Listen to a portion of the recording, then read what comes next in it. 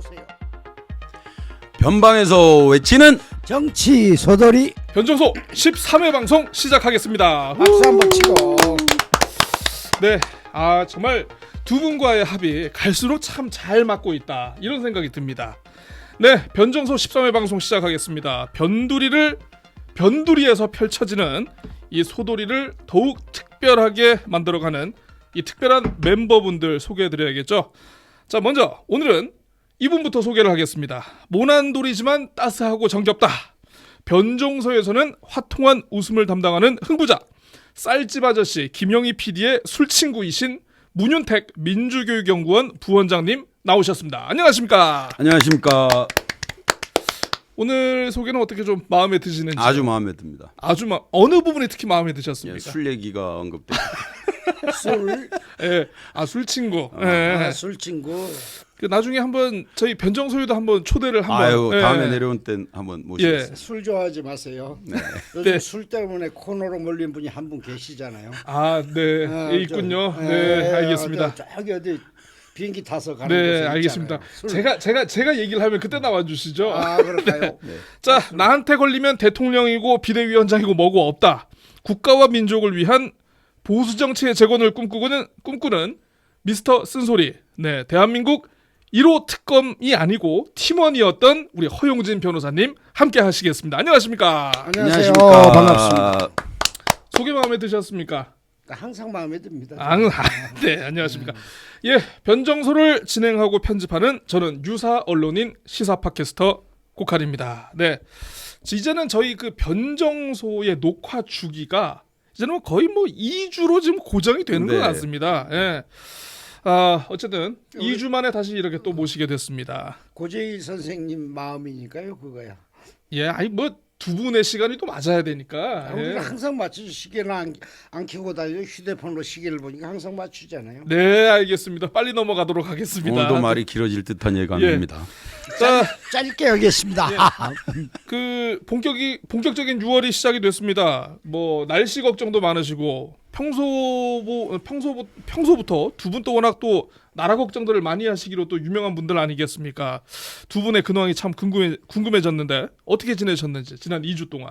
국민도 걱정하고, 국민도 걱정하고 도민도 걱정하고, 도민도 걱정하고. 서귀포 시민도 걱정하고. 아하. 이렇게 하면서 지냈지요. 우리 변호사님 걱정은 누가 해줍니까 그러면? 변호사 허용진이 걱정은 허용진이가 하죠. 저도 우리 허 변호사님 걱정을 많이 합니다. 문 교수님 걱정은 가끔가다 약 올릴 거 없나 이런 걱정이라고 그리 생각하지 않고 선의로 받아들이겠습니다. 고맙습니다. 예. 참 시작부터 훈훈하네요. 또 예. 우리 문 교수님은 2주 동안 어떻게 지내셨습니까? 예, 저는 요즘 그냥 스스로 성찰하면서 반성하고 뭐 이렇게 판성을 이렇게 많으시다고. 예. 차분하게 밀렸던 책들 읽고 예. 그 다음에 정치 상황들에 대해서 두루두루 고민하고 살펴보고 예. 그러고 있습니다. 한나 렌트 책은 다 읽으셨습니까? 네, 다 읽었습니다. 그러면 이제 지금 어느 책으로 넘어가셨는지. 요즘은 숙론이라고 최재천 네. 교수의 숙론이라는 책하고 예. 그 최근에는 노무현과 함께한 이정우 교수의 노무현과 함께한 천일. 그 페북에 올리신 거 봤습니다. 네. 근데 저 궁금한 게 하나 있는데 학자로서 학자의 책을 읽으면 좀 어떤 생각이 듭니까? 어디에 실수했나 이거부터 찾아야지. 요런 생각이라든가.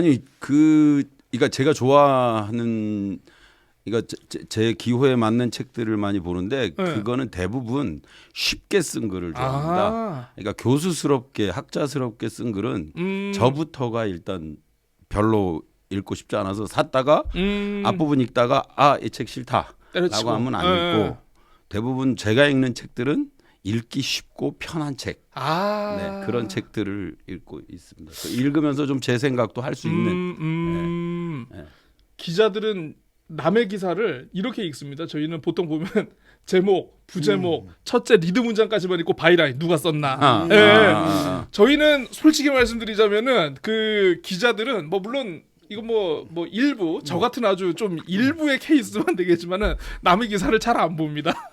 뭐 썼나 이런 것만 주로 보는 게 많이 있어가지고 제목만. 네, 아무튼 교수님의 책 읽기 잘 들었습니다. 저희가 또 녹화를 하려고 보니까 그 뭡니까 이제 지난 3일 대통령 취임 후에 첫 국정 브리핑이라는 게 열렸다라고 하더라고요. 0일만 한 번 간 적이 있었는데 영임날 친구라는 노래도 예. 있잖아요. 한번 불러주시겠습니까? 아 이거 움치라 이거 뭐 아무튼 요 0일만에서 대량의 석유와 천연가스가 매장됐을 가능성이 있다. 드디어 우리나라가 이제 산유국이 되는 것인가라는 지금 꿈에 부풀어 있는 이때 저희가 변정소 13회 녹음을 하고 있습니다.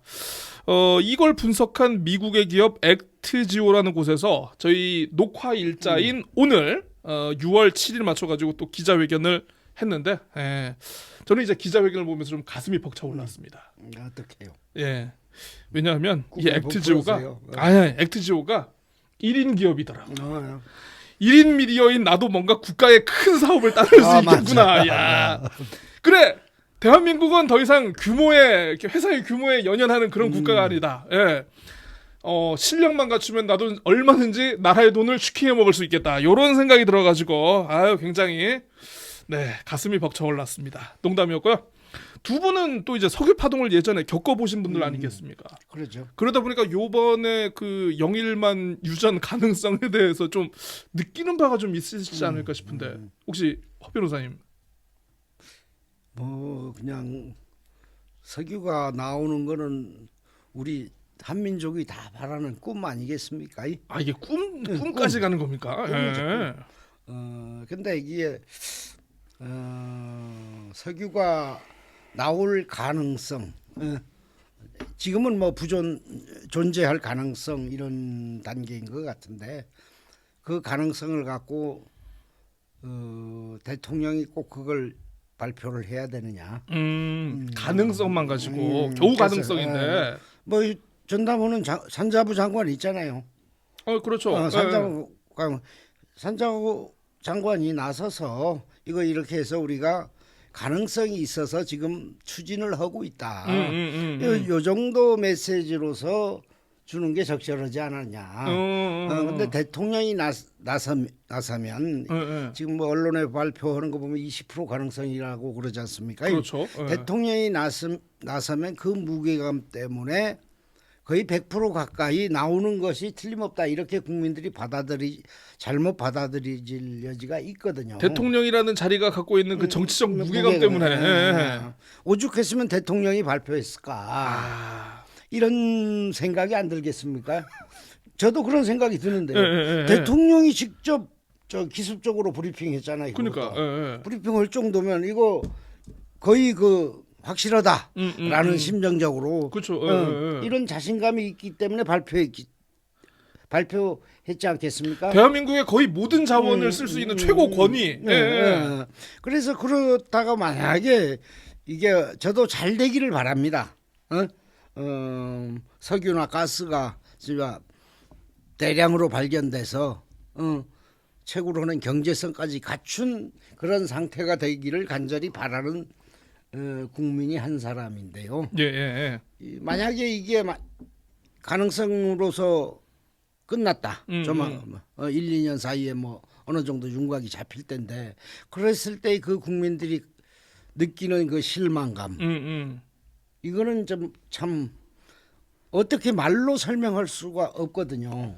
그러면 대통령의 신뢰도가 그때 가서는 완전히 떨어지지 않느냐 하는 이런 위험 부담을 감수해야 되는 것이냐 하는 관점에서 보면 좀 적절해 보이진 않다. 그 발표할 때까지 그분이 남아 있겠습니까?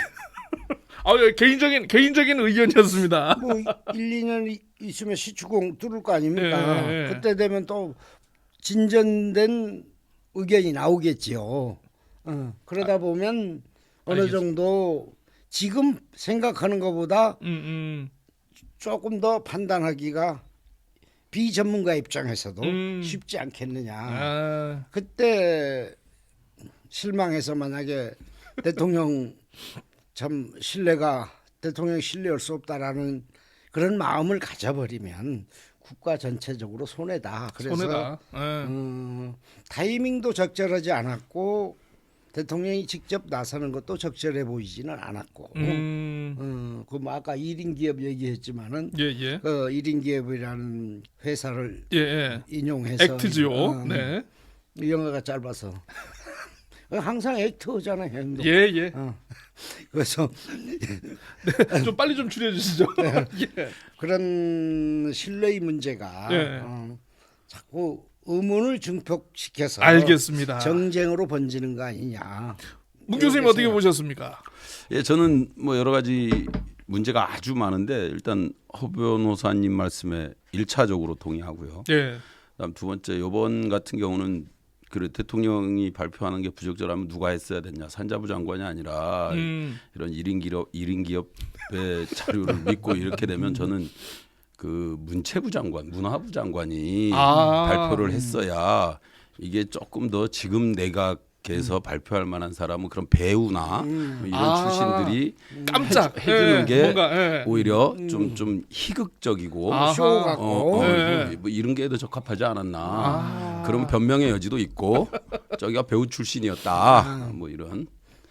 그런데 문제는 이게 국가 재정으로 하겠다라고 하는데 이게 제가 예전에 무슨 보물섬 그런 그러니까 것들이 보물선 있었죠. 뭐 예. 이런 1,500조 뭐 탐사선 뭐 이런 거 인양을 한 해 사기 만에 그런 예. 것들이 이제 그 시절에 제가 기억하기에는 2000년대 초반 같은 경우는 신동아 건설인가 뭐 이쪽에서 뭐 그거를 찾아냈다 이래가지고 주가가 막 뭐 연일 상한가 치고 뭐 그랬던 기억이 있는데 나중에 사기로 다 판명이 났고 맞습니다. 그러니까 이게 개인 기업 아니 그러니까 대기업이든 일반 사기업에서 그런 가능성들을 얘기하고 시추하겠다. 그러면 행정적으로 국가에서 지원해주겠다. 라고 충분한 자료를 가지고 와라. 이런 부분에 대해서는 좀 납득을 할 수 있는데 정부에서 지금 민생하고 지금 일반 서민들 다 죽어가고 있는데 거기다가 지금 한 5천억 가까이 들어간다고 그러는데 천억 이렇게 다섯 들어가면 개를 개니까 시출을 하면 그 예. 과정 속에서 그거는 아무 무슨 쌈짓돈 쓰듯이 그러니까 이렇게 하겠다라고 하고 근거나 뭐 설득할 만한 자료도 다 불명확한. 그다음 1인 기업 아까 그 액트지요. 고기자가 네. 얘기했는데 티지요. 고기자도 1인 기업으로서 뭐 할 수 있을 것 같다는 희망을 가졌는데 거기는 이런 스튜디오도 없어. 그 임대료가 뭐 1년에 뭐 3천만 원 그러니까 월 뭐 몇백만 원짜리 집에 미국에서 뭐 2,900달러랬나 뭐 아무튼 그러니까 물론 뭐 실리콘밸리의 대기업들도 다 차고해서 시작했다고는 하는데 이 대한민국에 초청 받아가지고 기자회견하면서 대표라고 하면 컨테이너가 없나?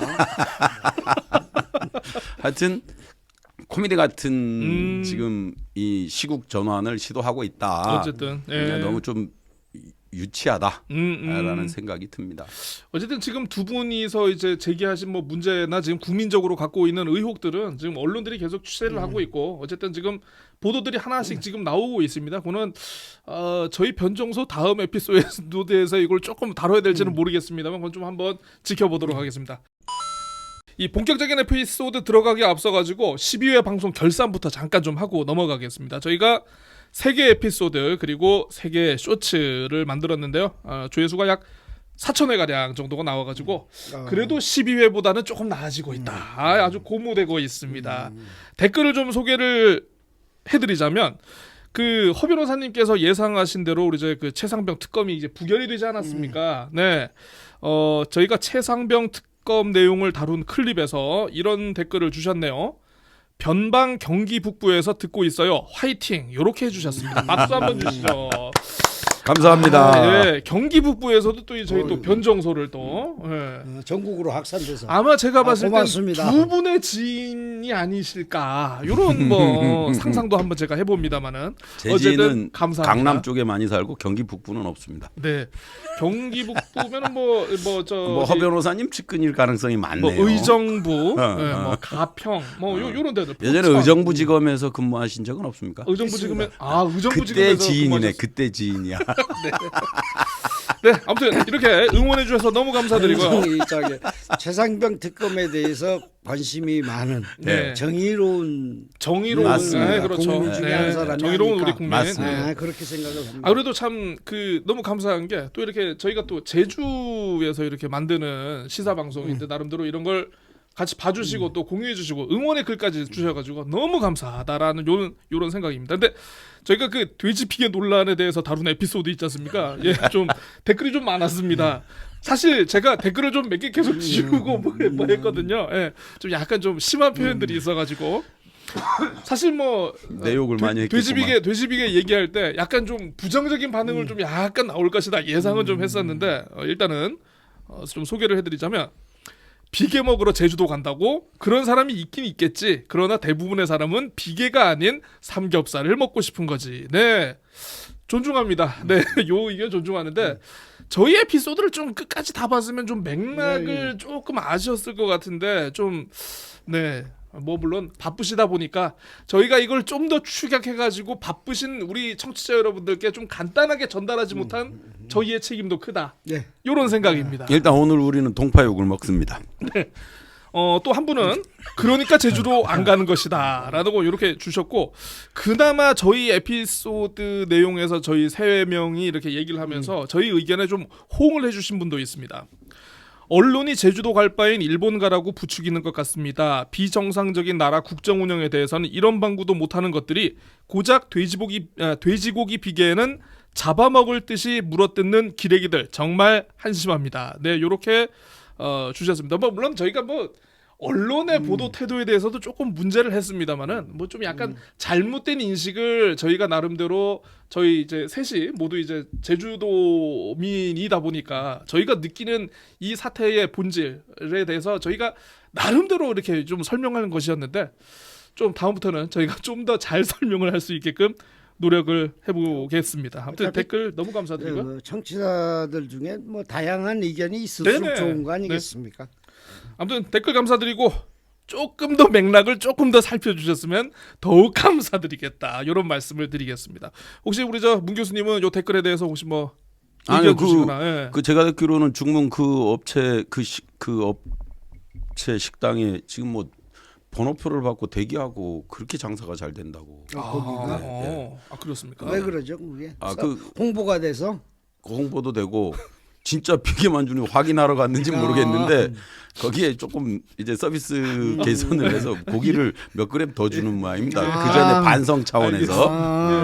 아무튼 여러분 오해는 하지 마시고 자 본격적인 13회 방송 시작하도록 하겠습니다. 먼저 첫 번째 아이템은 저희가 위기의 남북 관계 한번 진단을 해보겠습니다. 야 저는 그 윤석열 대통령이 취임하고 얼마 안 돼가지고 그 해였나요? 2022년 겨울에 이제 드론이 서울 상공을 날아다니고 대통령실 앞까지 요게 온 적이 있었지 않습니까? 자 그런데 이번엔 드론이 아니라 폐전선, 거름, 쓰레기, 폐건전지 이런 것들을 가득 담은 오물풍선이 우리 대한민국 곳곳에 떨어지는 그런 일이 있었습니다.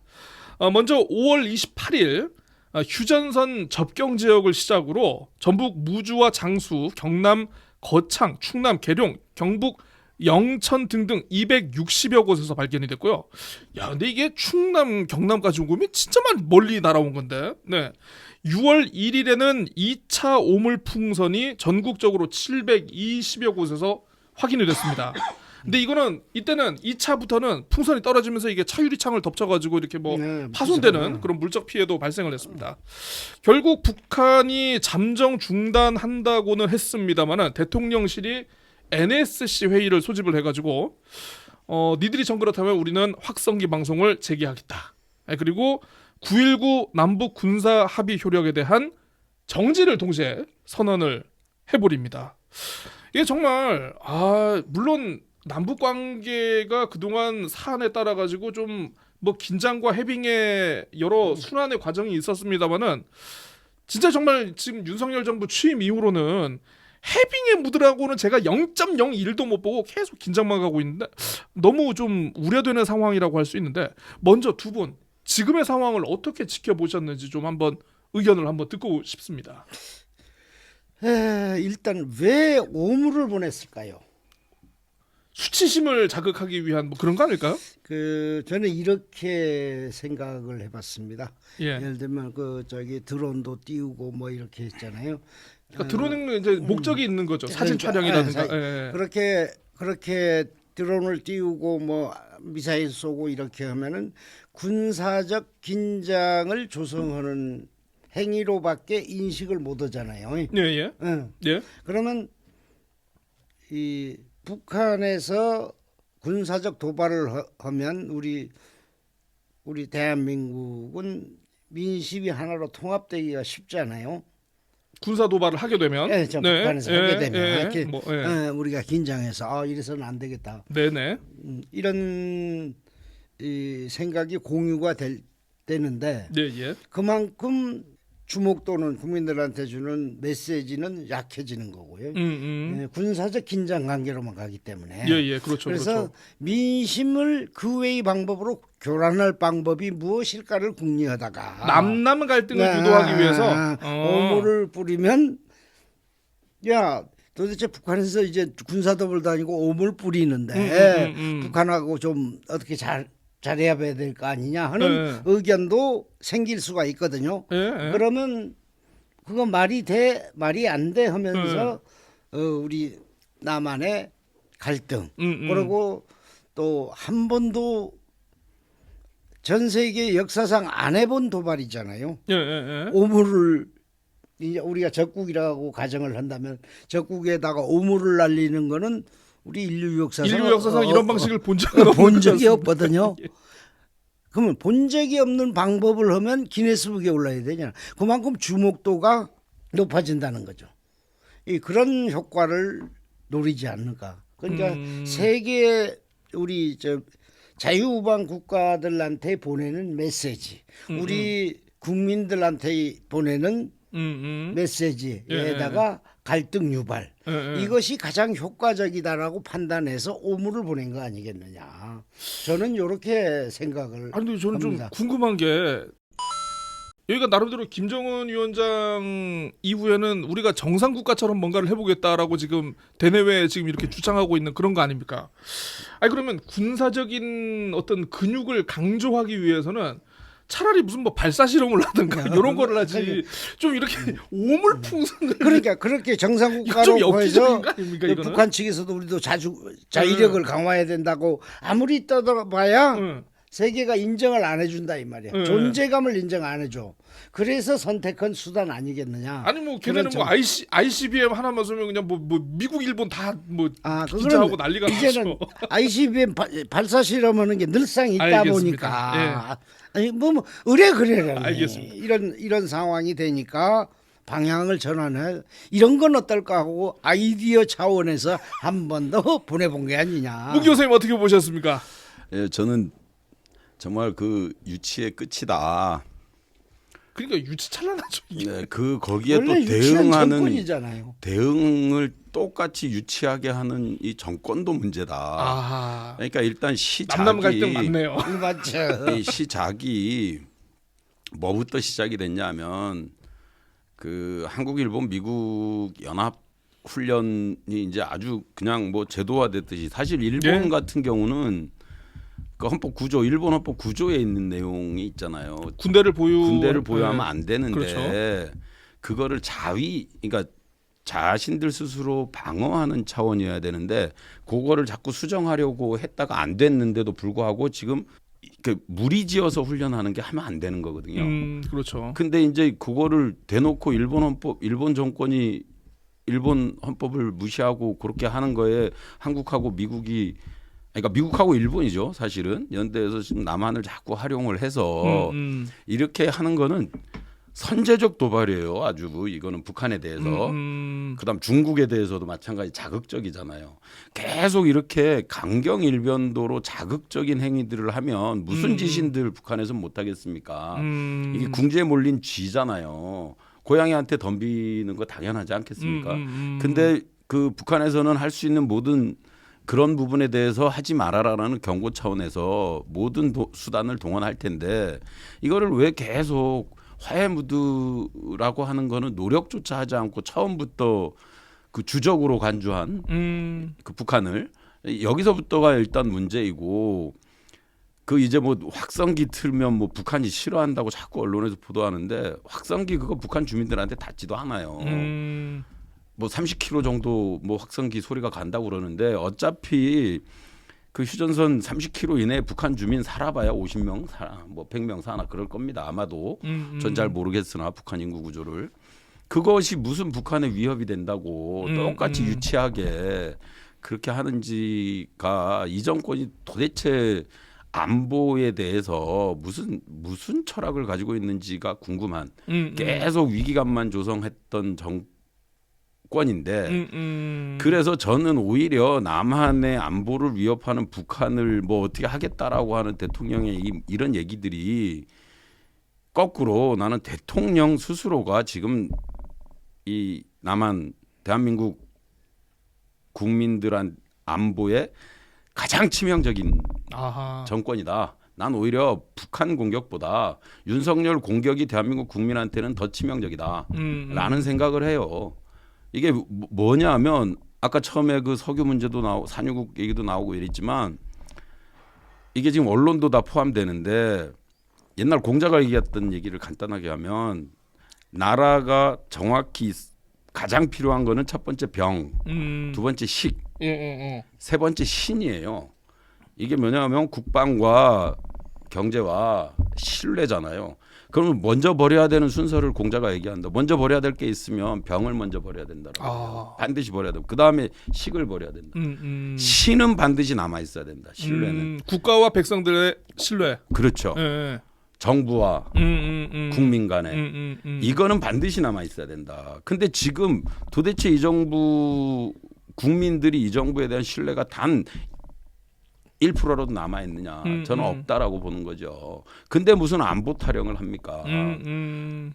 국방력도 남한이 월등하게 우세해요. 북한에 비해서. 왜냐하면 미국에서 쓰다 남은 중고 그 군수 그거 다 가져오잖아요. 수입해 오잖아요. 예. 북한에서 따라올 수 없는 신식 무기들부터 국방비 예산도 북한의 거의 6배, 10배 되잖아요. 이런 상황에서 자꾸 안보 문제를 얘기하는데 안보 문제 전에 나는 이 정권에서 국민에 대한 신뢰를 먼저 획득해라. 그것이 국민들 마음의 안보의 문제이다. 라는 얘기를 하고 싶어요. 또 똑같이 유치하게 대응하지 않았으면 좋겠다. 네. 그리고 강경 노선 이제 철회해야 된다. 뭐 북한에서 그러니까 어쩔 수 없다라는 얘기를 나는 믿지 못하겠다. 여기서 먼저 자극하지 않으면 된다. 상호 대화를 시도해라. 끝까지. 우리가 도와줘야 될 대상이지 불쌍한 대상으로 볼 수도 있고 같은 민족으로 봐야 되고 이런 좀 그 동족의 마인드 그다음에 국민들이 좀 편안한 마음을 가질 수 있는 평화 무드를 좀 조성해 줘라. 그게 이 정권에서 가장 급하게 해야 될 일이다. 라는 생각을 합니다. 사실 북한에서도 말씀하십시오. 저는 약간 뭐 각도가 다른데요. 우리가 지금 한반도의 위기에 A자 Z는 핵입니다. 핵을 관리할 방법이 없어요. 아까 재래식 군사력에서는 우리가 첨단 무기가 있고 해서 어느 정도 좀 문 교수님 말씀에 동의를 하지만은 이런 거 있어요. 좀 우스운 얘기 해볼 거예요. 힘센 사람하고 힘 약한 사람하고 우리 격투가 벌어졌다. 한쪽에서 방비 안 하는 상태에서 약한 사람이 먼저 선방을 날리면 그 게임은 누가 이길지 잘 몰라지는 거거든요. 재래식 전력, 재래식 국방 전력, 준현대식 저기 우리 저 비대칭 무기 미사일, 뭐 핵을 빼고. 근데 우리는 현무 미사일이 있지만은 우리가 먼저 선제로 공격을 할 수 없는 입장이다 보니까 북한에 예를 들면 공격을 받고 대응해야 되는 이런 문제에서 저기서 강력한 무기인 핵이 있다는 거죠. 이 핵 관리가 안 되기 때문에 남북 관계가 경색이 된 거라 아무리 대화를 시도한들 이 핵을 어찌하라는 말이냐 이 말이죠. 우리가 문재인 정권 시절에 핵 합의를 위해서 그렇게 노력을 했지 않습니까? 많이 했죠. 남북 화해 분위기를 만들면서 핵을 관리하려고 비핵화하려고 노력을 했지만은 핵이 계속적으로 발전한 결과를 우리는 목도하고 있지 않습니까? 이 상황에서도 우리가 대화를 한다면 무엇을 대화를 할 것이냐? 그러니까 우리가 최소한의 방어력을 갖춰야 된다라는 측면에서 훈련을 하는 거기 때문에 그 우리가 진장을 조성한다라는 측면에서는 좀 의견이 다르다. 이 핵에 관한 북한에서 명확한 입장만 해주면 얼마든지 대화도 가능하고 우리가 동족이니까 지원도 가능하고 건데 핵을 자꾸 숨기며 비밀리 개발하다가 이젠 대놓고 핵 위협을 대놓고 하는 상황인데 우리는 훈련도 하지 말고 가만히 앉아있어 대화하자 하면 우리가 얻을 수 있는 게 무엇이겠느냐를 우리는 심각하게 고민을 해봐야 된다. 그 부분에 대해서 우리 국방이 정말 중요하죠. 국방이 정말 중요한데 국방은 수비하기 위해서 국방을 철저히 해야 되는 건 맞는데 위협을 하면 할수록 핵은 오히려 강화되겠죠. 그러니까 위협을 하는 거라는 생각에 동의를 못하는 거죠. 아니 한미일 연합훈련 자체가 위협이에요. 일론 빼고 한미 연합훈련을 자체가 이게 기본적으로 방어 훈련인데 이게 공격 훈련이라면 우리가 좀 위협을 한다고 해죠. 우리가 방어 훈련이지 않습니까? 그러니까 이 방어 훈련 하는 것 자체를 하지 말아야 된다라고 하면 우리는 할 수 있는 게 아무것도 없어요. 한미 훈련, 그러니까 기본적으로 전제가 남북한의 전쟁을 전제로 지금 말씀하시니까 그런데 실제 한미 연합 훈련의 전제는 중국을 견제하는 거잖아요. 그건 그렇게 보면은 이게 지정학적으로 그렇게 돼 있어요. 근데 지금 일본까지 가세해서 이렇게 돼 버리면 일본은 사실은 그러니까 대한민국에서 지금 인정해 줘 버리는 거거든요. 왜냐하면 패전국으로서 군대를 만들지 못하도록 해놓은 그거를 다 위반하면서 지금 이미 공격형 군대가 돼버린 건데 그러면 일본이 역사적으로 봐도 맨날 일본이 대륙을 침략해가는 통로가 일본은 빼고 얘기하자고요. 지금 일본이 붙었잖아요. 붙어도 한미일 연합 훈련을 하니까. 한미일 연합 훈련이든 뭐든 일단 현실적인 요건 북한이잖아요. 북한이 없으면 우리가 참여할 이유가 없거든요. 그러니까 그런 관점에서는 동의하기 어렵다 이런 얘기죠. 아니 핵을 한미일 연합 훈련한다고 해서 있는 핵이 없어지겠습니까? 그거를 화해 무드로 핵 얘기를 풀어야지. 하면은 이게 한없이 길어질 수가 있기 때문에 요쯤 하자. 요쯤에서 정리를 하고요. 그러니까 저는 또 한편으로 또 그런 생각을 합니다. 물론 그 오물풍선을 날려보낸 저쪽도 참 찌질하다면 찌질하지만 대통령실 아까 NSC의 그 대응과 관련해 가지고 뭐 확성기 방송 재개하기로 했다. 그리고 9.19 군사합의 효력 정지를 했다.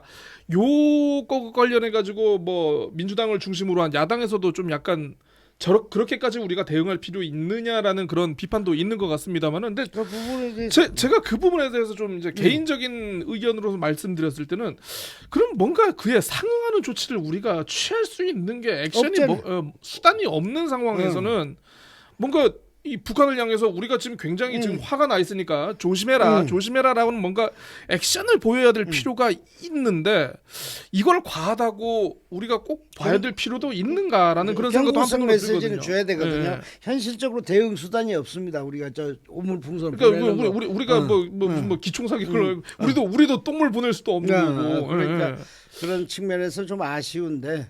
그러니까 문제는 그렇게 얘기하다 보면 결국은 한반도 핵으로 돌아가요. 그러니까 이제 9.19 합의 내용 자체가 지금 물이 져서 훈련하면 안 된다라고 하는 조건도 있잖아요. 그 세부 내용에. 근데 지금 계속 한미일 연합 훈련을 9.19 정신에 계속 먼저 위배했어요. 우리가 먼저 위배한 게 아니라 북한이 먼저. 북한에서는 근데 요거는 선후를 따지기 좀 약간 저희가 이 방송에서 그 북한에서 일부 폐기 먼저 했고 그래서 부정을 했고 부정을 했더라도 우리는 그것에 대해서 그 부분에 대해서 지키자라고 하는 선을 유지해서 북한을 설득하거나 북한의 무엇인가를 이게 풀려야 되는데 그렇죠, 같이 똑같은 방식으로 우리도 완전 폐기 그래서 우린 여기 한미일 훈련하겠다. 얘기를 계속 하다 보면 결국은 수렴하는 데는 핵이라니까요. 핵. 수렴은 핵을 빼고는 얘기가 안 됩니다. 이게. 그러니까 이걸 길게 얘기하면 날 새도록 얘기해도 결론이 안 나는데 결국은 핵으로 수렴한다는 거죠. 한반도 핵으로 수렴한다. 참 안타까운 영원한 그러니까 숙제잖아요. 저는 이제 그 핵 문제에서 이게 비롯됐다는 변호사님 말씀에 제가 동의를 하면서 참 이게 2019년에 그 하노이 회담 결렬. 그 노딜 이후에 북한이 정말 좀 뭐라고 해야 되지? 정상 국가로서의 활동보다는 좀 약간 굉장히 좀 비정상. 뭔가 좀 토라져 가지고 삐뚤어진 국가 시스템으로 운영하는 것 자체가 굉장히 어떻게 보면 지금의 경색 관계, 그러니까 정말 하나라도 뭐 지금 손을 대기 어려운 그런 남북 관계가 된 게 아닌가 싶기는 한데, 트럼프가 다시 될지 안 될지는 모르겠습니다만은 이건 아무튼 미국 대선을 지켜보도록 하고, 근데 되게 저는 깜짝 놀랐습니다. 두 분께서 또 외교 안보에 대해서도 굉장히 관심이 많으셨네요. 아니 뭐 다음에 한번 원 포인트로 한번 대한민국 국민이니까. 예. 아무튼 외교 안보 분야와 관련해서 두 분의 굉장히 높은 관심을 확인했고, 어쨌든 요 내용은 요 정도로 정리를 하면서, 그럼 좀 이거 어떤 식으로 좀 해결을 하는 게 좀 나름대로 그 출구 전략을 좀 찾아야 될 텐데 어떻게 하는 게 좋을까요? 뭐 출구 전략은 뭐 있을 수가 없습니다. 우리가 최소한의 대응을 하면서, 그러니까 자극을 최소화할 수 있는 범위 내에서 우리가 대응하는 수밖에 없는 거거든요. 한쪽에서 일방적으로 도발을 하는데 그게 어떻게 합리적인 대화가 될 수 있는 여건도 아니고. 거기는 보면 연락사무소 폭파한 거 보면 좀 시각적으로 보여줘가지고 피를 거꾸로 솟게 하는데 좀 뭔가 좀 그러니까 특화된 뭔가가 있는 것 같아요. 남남 갈등을 일으키려고 연락사무소도 폭파하는 장면도 보여주고 했잖아요. 그 연장선에서 지금 더 이상 할 게 없으니까 우물풍선을 보낸 것이다. 그러니까 국민들을 자극하려는 거죠. 알겠습니다. 어쨌든 뭐 더 확산만 되지 않았으면 상황 관리를 관리가 좀, 잘 됐으면. 관리 측면에서는 문 교수님 얘기에 동의를 합니다. 근데 관리할 수단이 마땅치 않기 때문에 우리가 최소한도 방어